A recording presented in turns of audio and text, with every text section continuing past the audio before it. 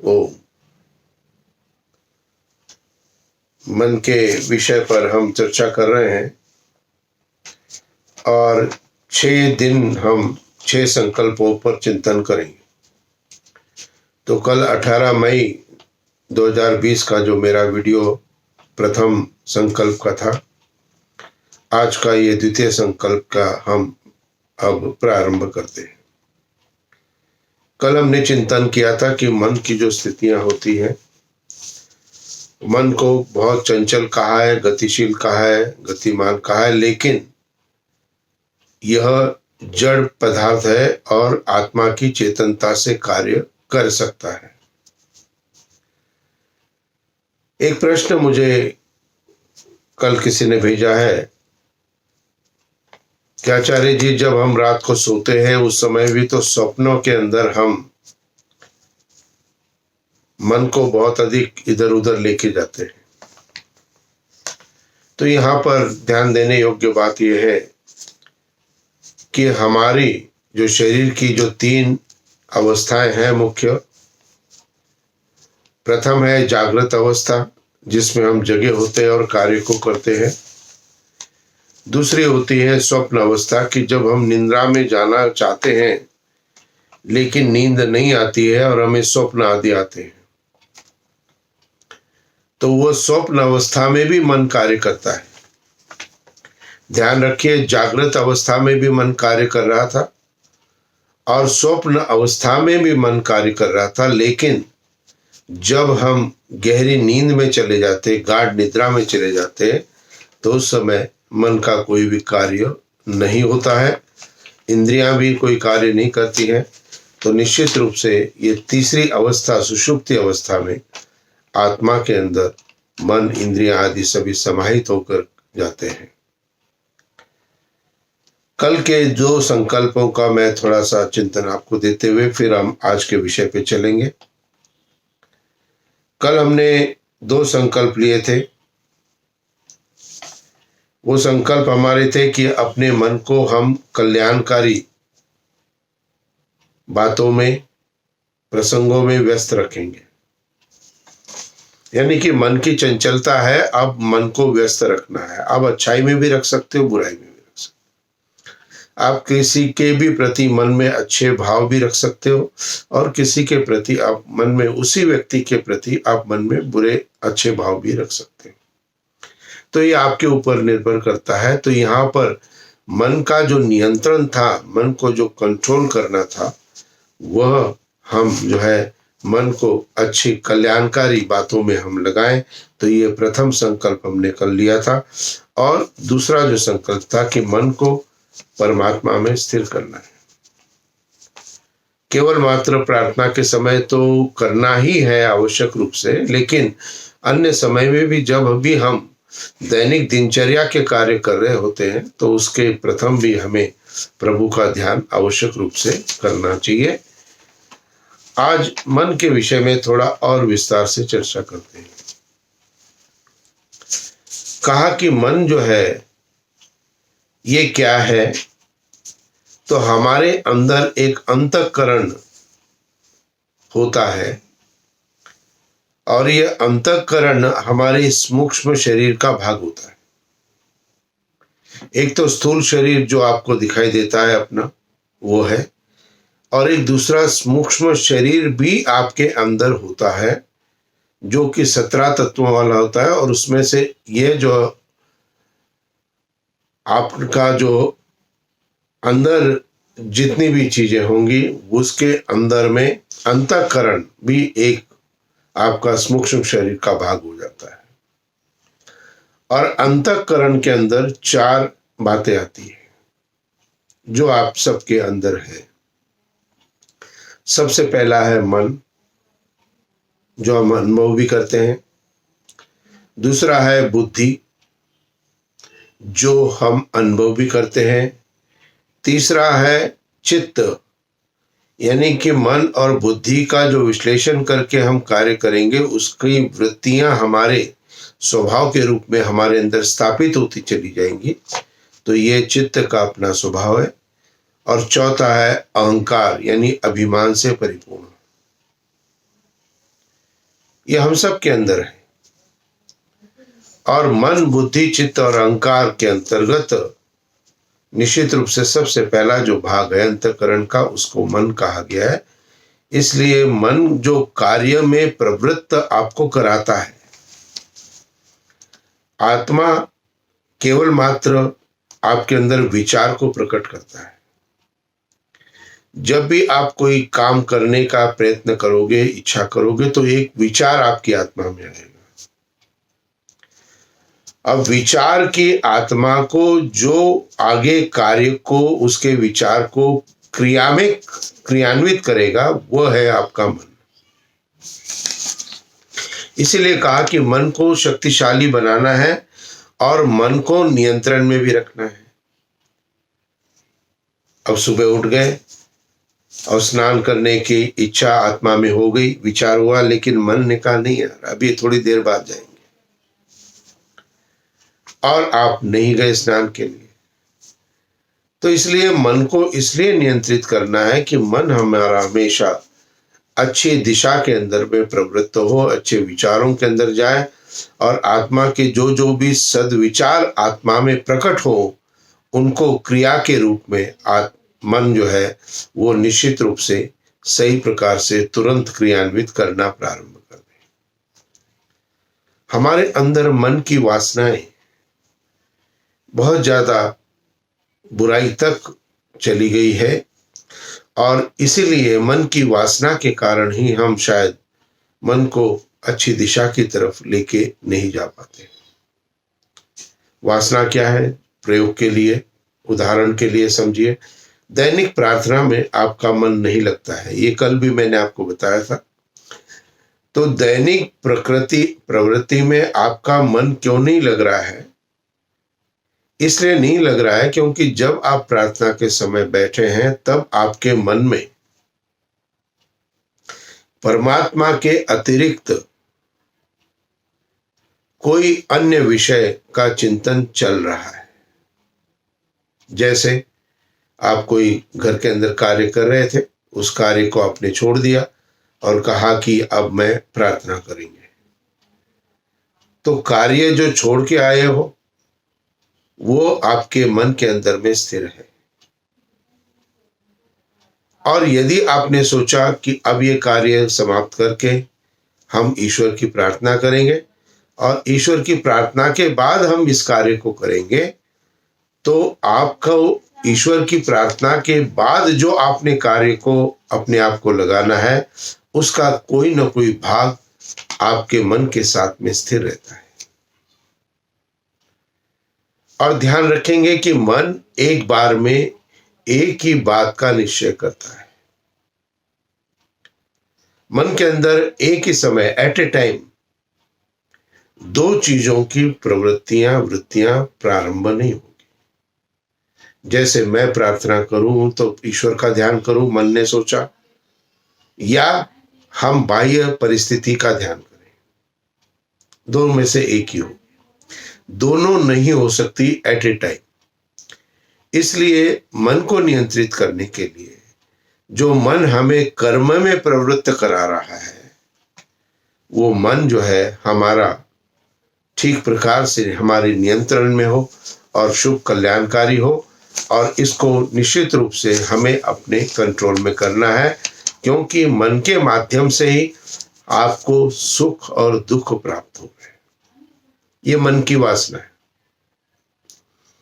ईश्वर भक्ति में आपका बहुत मन लगता है, ध्यान लगता है, भजन आपको बहुत अच्छे लगते हैं, प्रवचन आपको बहुत अच्छे लगते हैं, तो ये क्या है? आपके मन की एक अच्छी वासना है।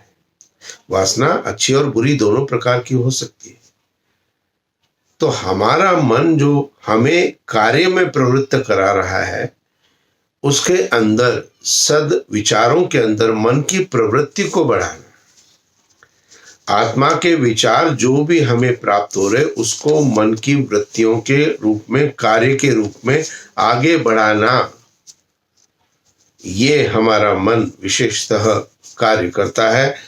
तो नियंत्रण हमें इसके कर्म के बढ़ने की प्रवृत्ति के अंदर करना है। आलस्य का त्याग करेंगे तो क्या हो जाएगा?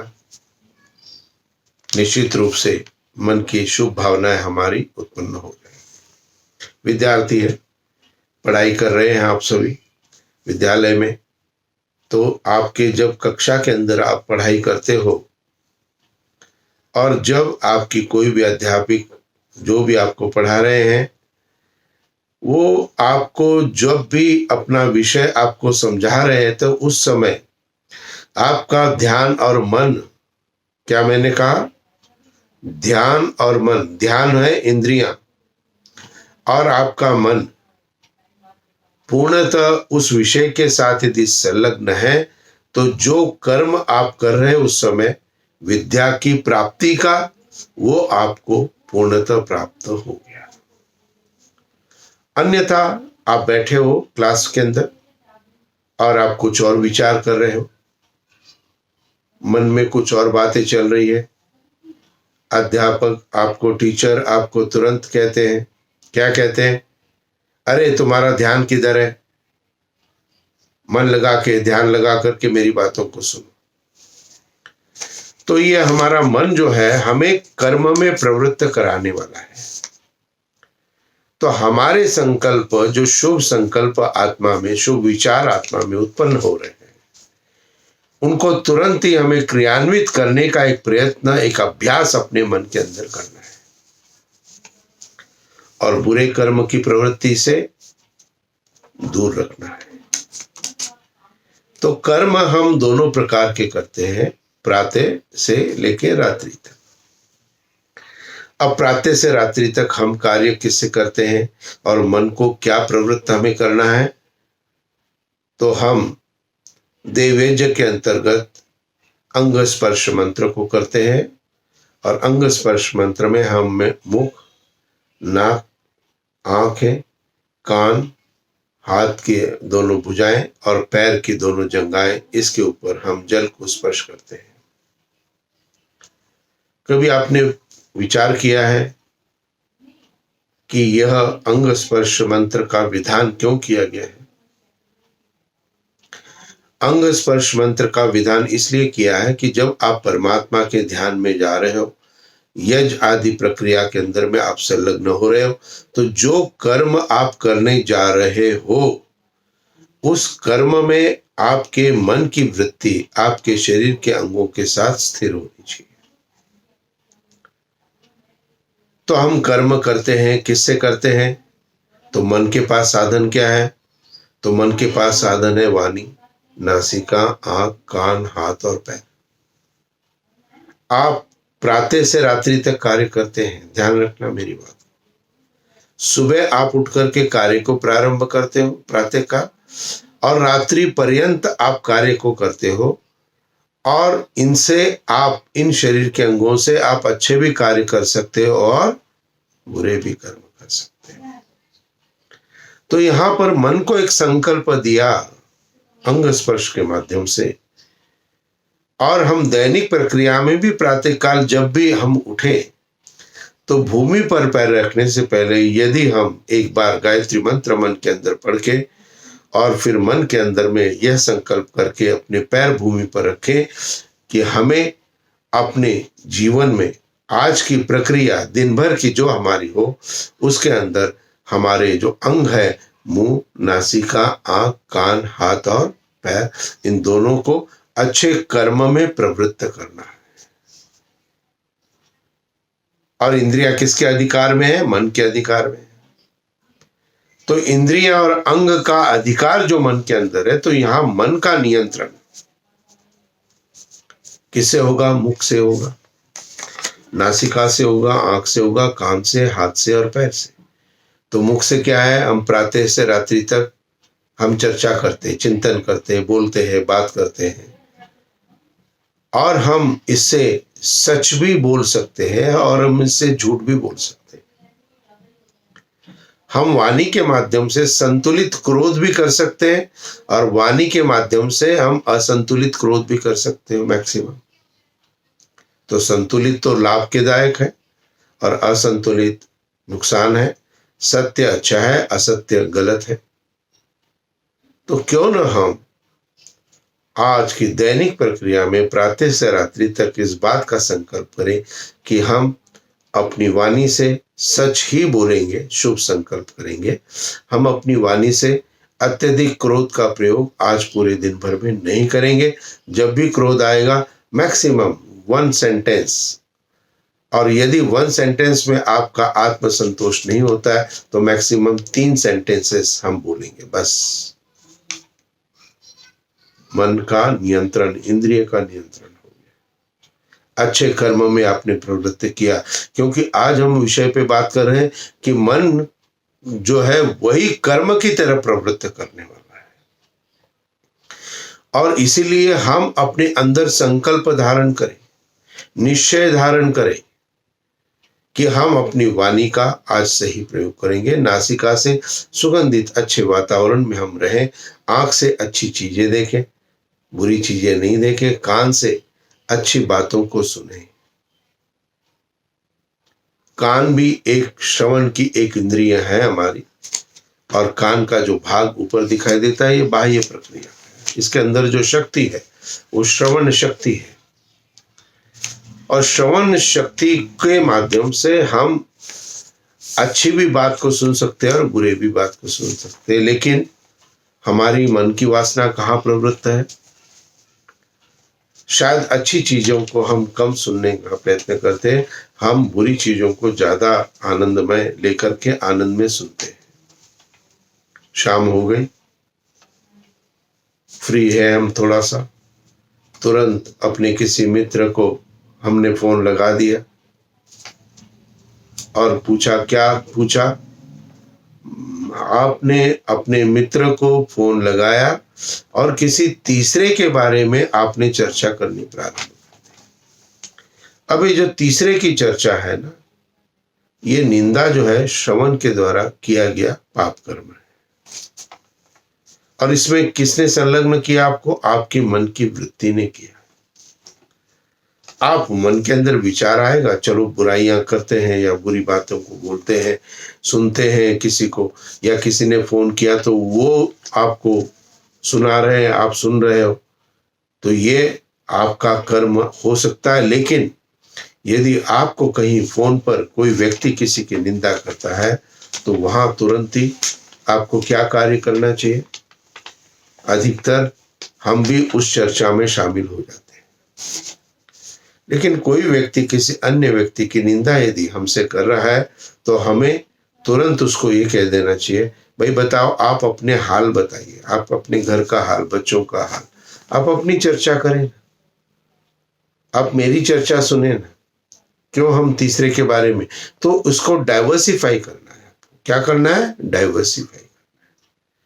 तो लोग आपके श्रवण शक्ति के अंदर अपनी किसी की अन्य की निंदा के माध्यम से आपके मन को गलत दिशा में ले जाने का प्रयत्न करेंगे, ये स्वाभाविक है।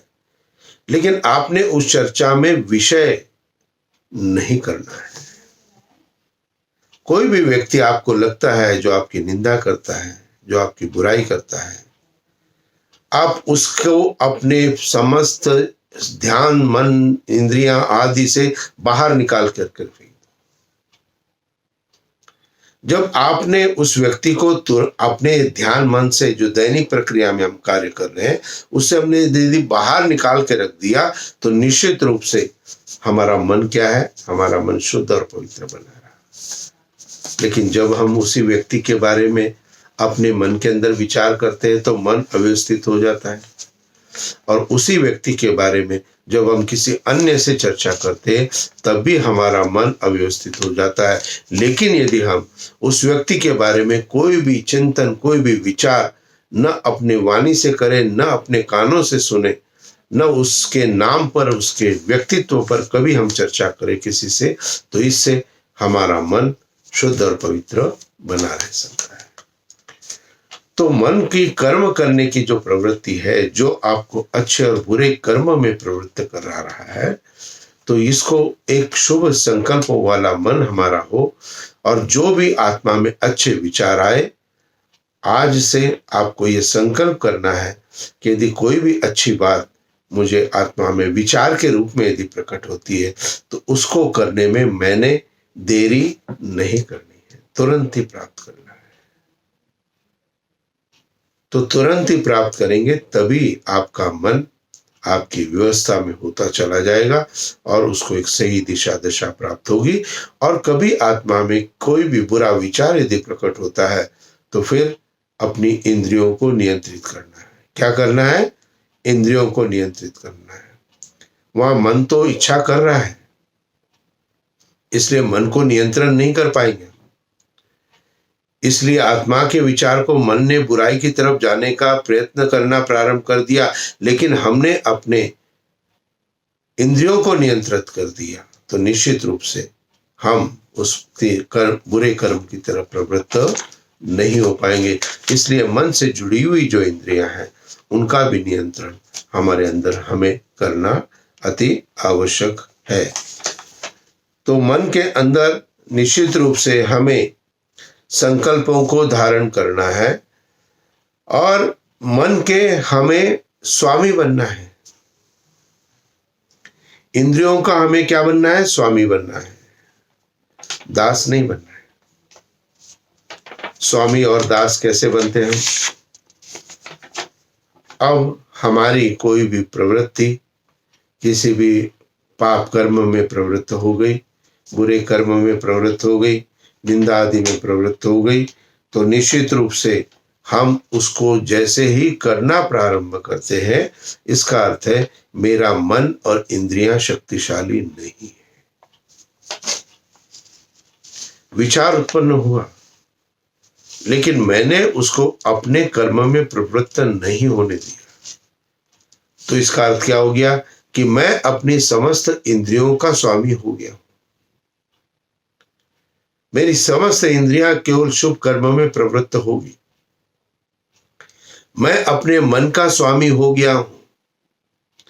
मैं अपने मन को हमेशा सही विचारों में प्रवृत्त कर सकता हूं और मन को बुरे विचारों में जाने से मैं रोक सकता हूं। तो निश्चित रूप से हम जो है मन के स्वामी बने, मन के दास हम नहीं बने। मन के दास हम कैसे बनते हैं? वासनाओं में हम कैसे जाते हैं? मान लीजिए किसी धार्मिक स्थल पर हम सुनने गए, प्रवचन आदि सत्संग हमने सुना, बहुत ध्यान मन से सुना, प्रभु की भक्ति ली हमने, और जब आप घर पर पहुंचते हो, बस उस घर पे पहुंचने के साथ आपकी परीक्षा प्रारंभ हो जाती है। इस बात को ध्यान में रखिए। अब मन जो ईश्वर में स्थित आपने किया था उस सत्संग के माध्यम से, तो जब आप घर में चले, घर के अंदर एंटर किया, उसी समय आपने क्या किया? आपने कहा भाई ये क्या कर रहे हो, इसको काम को मैं बता के गया था, नहीं किया, ये चीज यहाँ क्यों पड़ी, वो चीज वहां क्यों पड़ी है। तुरंत ही उस बात का एग्रेशन हमने दिखाना प्रारंभ कर दिया। अधिकतर लोग इस बात को करते हैं। तो मन परमात्मा में स्थिर था, उसको आपने घर में आकर के अव्यवस्थित कर दिया। आप यदि कार्य कर रहे हैं ऑफिस में, दैनिक नित्य कर्म में, तो आपके ऑफिस में आप कर्म कर रहे थे और अच्छे प्रकार से कर्म कर रहे थे, लेकिन घर में आते ही आपने जो है अपने उस अच्छे वृत्ति को बुराई के अंदर प्रवृत्त करना, अत्यधिक क्रोध को बोलना प्रारंभ कर दिया, दूसरे के साथ वाद विवाद करना प्रारंभ कर दिया। तो ये सारी चीजें जो हमारे मन की वृत्तियों को शुभ अशुभ कर्म में ले जाती है। तो अब यदि आप किसी भी अच्छे कर्म से आप आएंगे, मान लीजिए आप ऑफिस से आते हैं, विद्यार्थी जो है मान लीजिए स्कूल से आते हैं, या जो विद्यार्थी कॉलेज से आते हैं, तो कार्य से आने वाले, स्कूल कॉलेज से आने वाले, या हमारी दैनिक प्रक्रिया के अंतर्गत भी हम कहीं से भी बाहर सत्संग आदि से बाहर से आते हैं, तो हमें क्या करना चाहिए? हमें कम से कम 5 से 10 मिनट तक अपनी समस्त इंद्रियों पे नियंत्रण रखना है। 5 से 10 मिनट का यह अभ्यास आपको करना है अपने मन को शक्तिशाली बनाने के लिए, कि मैं बाहर से आया, सत्संग से आया, अब 10 मिनट मैंने कुछ नहीं बोलना है। चीजें गलत हैं, प्रत्यक्ष है, लेकिन अभी 10 मिनट तक मैं कुछ नहीं बोलूंगा, और 10 मिनट के बाद में क्या करना है, उस बात को सौम्यता के साथ, अच्छी वाणी के साथ, अच्छे प्रसंगों के साथ परिवार के अन्य सदस्यों को कहना है। तो इसलिए आपका ये अपना व्यक्तिगत दायित्व बनता है कि आप अपने मन को अपने पारिवारिक व्यवस्था में अव्यवस्थित नहीं करें। आपके मन के कारण, आपकी अपनी इंद्रियों के कारण आपके घर की व्यवस्था खराब न हो, तो आपको अपने अंदर नियंत्रण करना है।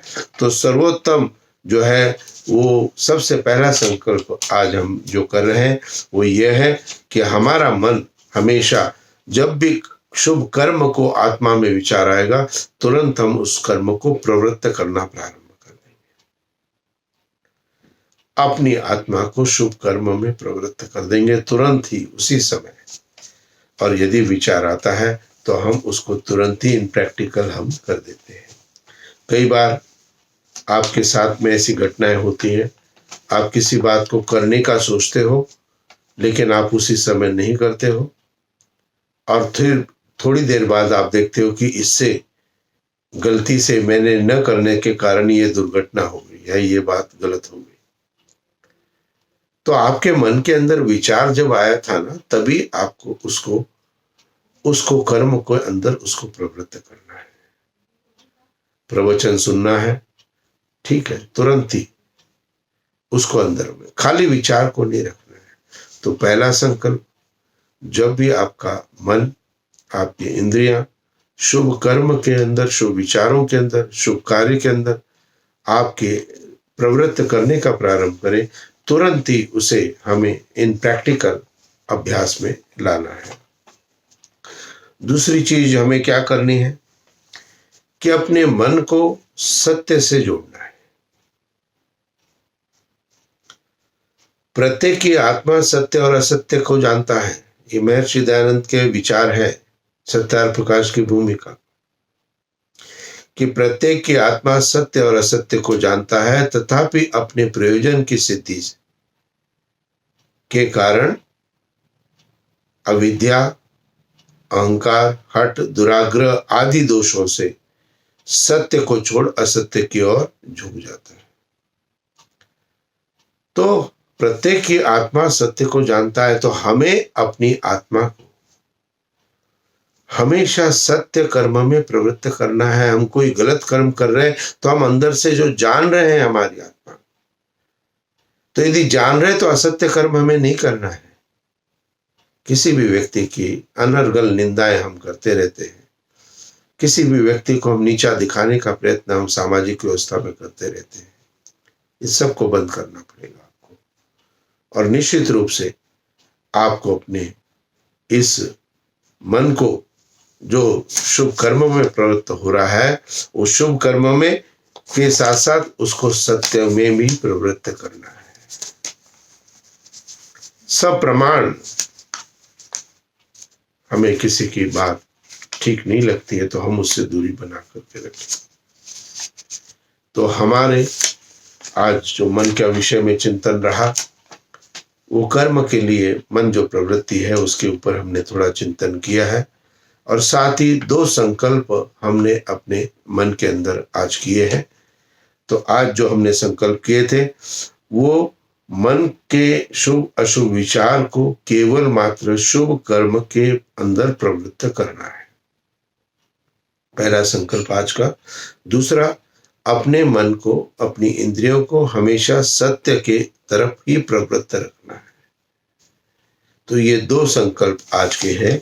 और कल के जो संकल्प थे कि कल्याणकारी बातों में, चाहे हम जागृत अवस्था में हो, चाहे हम ऑफिस जा रहे हो, तो कहीं पे भी हम जा रहे हो, हमारा मन हमेशा कल्याणकारी चीजों के अंदर में व्यस्त हमें रखना है। तो परमात्मा में अंदर भी हमें व्यस्त रखें, अपने अंदर शुभ विचारों में अपने आप को व्यस्त रखें, चाहे हम बाहर कहीं हो या घर में हो। और कल का जो हमारा दूसरा संकल्प था तो वो था कि धर्म का चिंतन, यानी कि अपने अंदर उत्तम विचारों का चिंतन हमें करना है। धर्म जो कहता है उसको अपने जीवन में धारण करना है और मन और इंद्रियों को धर्म विषयक प्रवृत्तियों के अंदर में स्थापित करना है। तो आज निश्चित रूप से हमने मन के दूसरे संकल्प के तरफ प्रवृत्त किया है। तो 18 मई से यह मन के 6 संकल्प के वीडियो मेरे प्रारंभ हो चुके। 18 मई कल हो गया, आज 19 मई को दूसरा आ गया और शनिवार तक आपको ये 6 वीडियो मेरे जो प्राप्त होंगे। तो 18, 19, 20, 21, 22, 23 तक आपको 6 दिन मन के जो संकल्प है उन संकल्पों के विषय में थोड़ा सा अधिक गहराई से चिंतन प्रारंभ करेंगे। उसके बाद रविवार को पारिवारिक सत्संग। वैसे तो मेरे प्रत्येक दिन के जो प्रतिदिन प्रवचन के जो वीडियो होंगे वो डेली प्रवचन में आप बच्चों को भी आप साथ में बैठ के देख सकते हो, लेकिन मेरा विशेष आग्रह आप सबसे है कि मेरे संडे प्रवचन को आप टीवी के अंदर लगा करके यूट्यूब के माध्यम से आप अपने बच्चों के साथ सपरिवार उन रविवार के साप्ताहिक प्रवचनों को सुनना प्रारंभ करें, जिससे जो आप सुनते हो उसका प्रभाव आपके पति या पत्नी के ऊपर भी हो, जो आप सुनते हो उसका प्रभाव आपके बच्चों के ऊपर भी हो। तो जो चीजें संडे प्रवचन में मैं प्रयत्न करता हूँ कि विद्यार्थियों के लिए भी कुछ ना कुछ उसमें हो, विवाहित व्यक्तियों के लिए भी कुछ ना कुछ हो और बुजुर्गों के लिए भी कुछ ना कुछ उसके अंदर हो। तो ये पारिवारिक एक सामंजस्य का मैं एक प्रयत्न कर रहा हूँ। आपका कोई भी विषय इस पारिवारिक प्रवचन के लिए आप देना चाहते हो, आप मुझे नोटिफिकेशन में लिख सकते हैं या फिर व्हाट्सएप के माध्यम से मेरे नंबर पर भेज सकते हैं। तो आपके लिए मैं ईश्वर से प्रार्थना करता हूँ, साथ ही जो निर्देश मैं दे रहा हूँ कि अब मेरे वीडियोस को आप फॉरवर्ड करना प्रारंभ करें। यूट्यूब में आप देखते हैं तो वहाँ नीचे एक शेयर का लिंक होता है, उसको आप दबा दीजिए और आपको व्हाट्सएप में फॉरवर्ड करना है तो व्हाट्सएप दबा करके फिर जिन जिन को आपको भेजना हो उनको आप भेज सकते हो। पहले मैं मैसेजेस रोज भेजता था, अब मैंने मैसेजेस भेजना बंद कर दिया है क्योंकि अब मैं प्रवचन भेज रहा हूँ। तो मेरे प्रवचन को नित्य प्रति आप भी सुने और लोगों को जैसे आप मेरे विचारों को फॉरवर्ड करते थे वैसे मेरे वीडियो को भी अन्य लोगों को भी फॉरवर्ड करने का प्रयत्न करें। तो निश्चित रूप से आपसे नित्य प्रति प्रत्येक दिन प्रार्थना कर रहा हूँ और आपके लिए अपना शुभ आशीर्वाद प्रदान करता हूँ कि आपके जीवन में उन्नति हो। प्रभु की कृपा आपके परिवार के ऊपर, आपके ऊपर निरंतर बनी रहे, इसी कामना के साथ अपनी वाणी को विराम देता हूँ। ओम शांति।